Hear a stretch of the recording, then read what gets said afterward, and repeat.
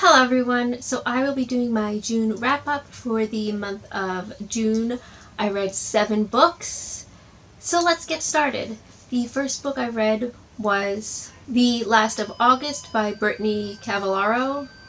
This is the second book in the Charlotte Holmes series. This one, Holmes and Watson are on break, and so they're visiting Charlotte's family, and her uncle goes missing. He was on an assignment in a German forgery art ring, and this leads them to August Moriarty, whose family has been ripping off paintings for years. I gave this a 2-star rating. I just couldn't get into this one. I really liked the first one. I thought it was cute, murder mystery, but I just couldn't get into this one. There was this weird scene in the beginning that I didn't sit well with me, that Holmes and Watson had a scene where they seemed like they were going to be more than friends. But since Holmes was sexually assaulted, it was hard for anyone to touch her. So there was just this awkward scene of like her, backing down, and at first he was like, I understand. But then like throughout it, he just seemed more annoyed and like wanting to be with her and knowing that he can't touch her, and so he's like, I should just go out and meet someone new and stuff like that, which just didn't sit well with me. It seemed kind of gross. And I didn't even get into the case. Sometimes if a book is bad with like the characters, I just focus on like the case, but I couldn't even get into that either.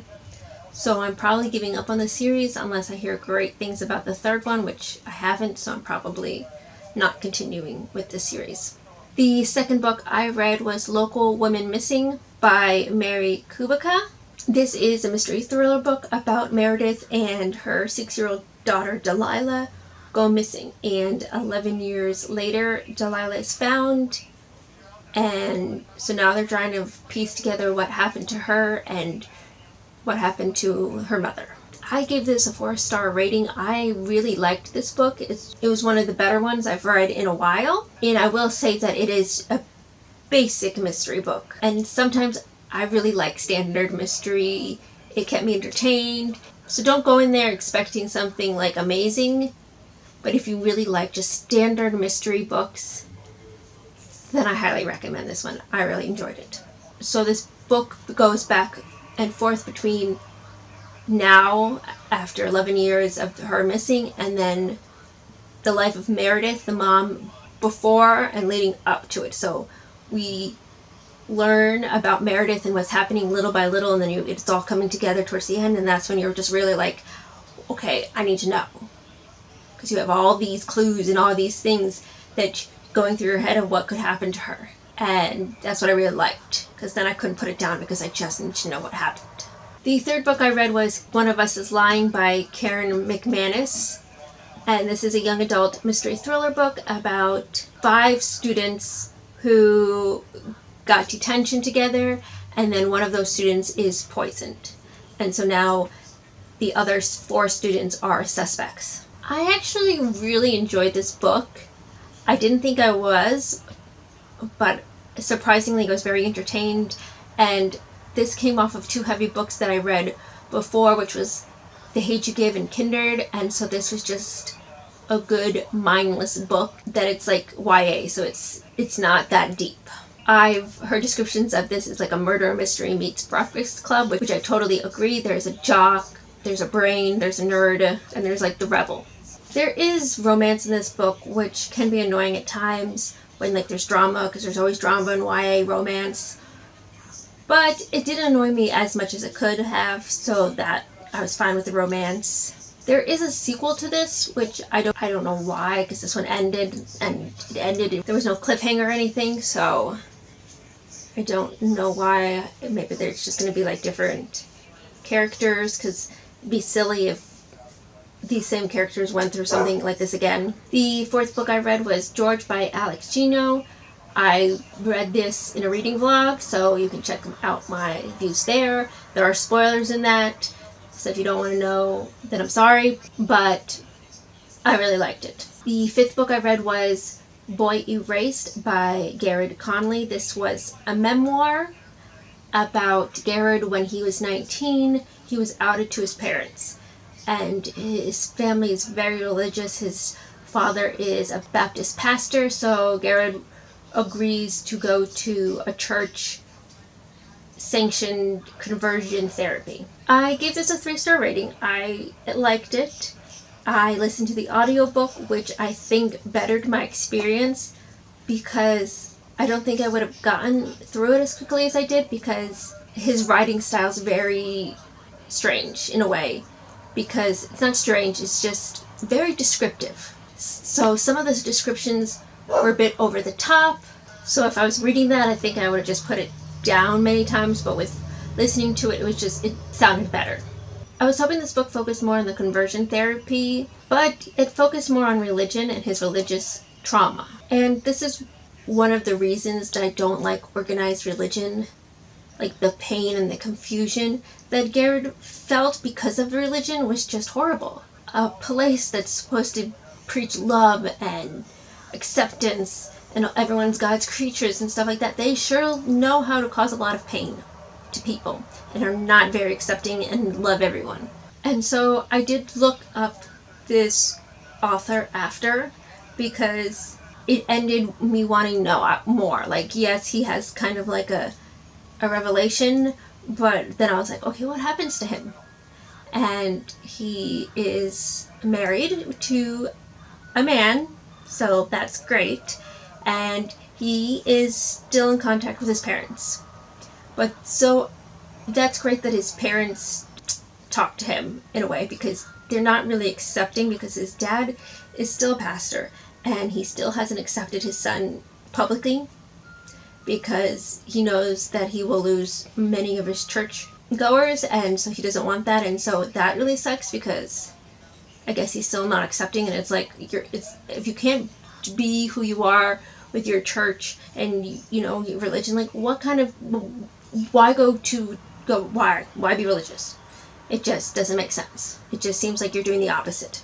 But I'm glad the author is happy and able to accept himself. The 6th book I read was Felix Ever After by Kaysen Callender. This is a young adult book about Felix, who is transgender, and at school he is outed. They already know that he's transgender, but they outed him by releasing pictures of who he looked like before he transitioned and his dead name. And then soon after that he gets a lot of anonymous transphobic messages, and so he kind of wants to seek out this person who did this and get revenge. So the father of Felix is accepting but isn't. And I have mixed feelings on this because I personally do not know how it feels to be Felix, or to be transgender and go through this. So his father is a single father. The mom left them and got remarried and had different kids. And so it's just the father. And when Felix came out, the father paid for Felix to have top surgery, but the father still doesn't use Felix's name and still kind of uncomfortable with it. And so I understand the father, because he said that he had this whole life planned out for a daughter.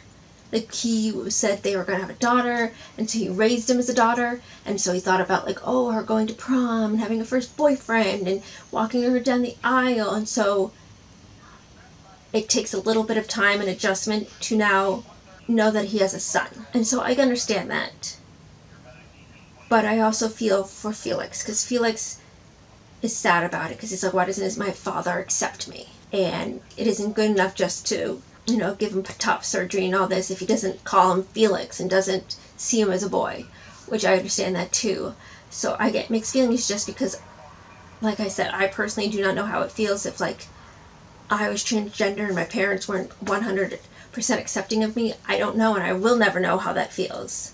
And Felix suffers through a lot of confusion throughout this. He has many identity crises because it starts off with him being transgender. Felix is a guy, But then throughout the book, he just doesn't know anymore. Like, he knows that he's a guy some of the times. Like, he's sure of it. But then other times he doesn't feel like a man or a woman.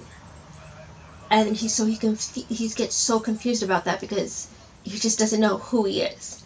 And he starts seeing like a support group of people going through the same thing, and that really helps him. And he does have a moment of like finding out who he is, and he's so happy about it, and that's awesome. And I like how this book portrays identity. Like, it's not just simple, and it'll show teens that they're not alone if they're having the same feeling, and that, eventually you will get there, like, and be comfortable with yourself, even if you 100% don't understand your identity, that, there are other people who will help you. And that is what I loved about this book. The last book I read was We Are Okay by Nina LaCour. This is a young adult book about Marin, who is going to be spending Christmas break alone in her dorm. And her best friend comes to visit, and with this she has to face everything that happened before she came to college and the reason she ran away from everyone, including her best friend. So I really don't know how to talk about this book without giving spoilers, because there's certain parts that I want to talk about, but that would be a spoiler, because then you would know what basically happens to her that made her run away.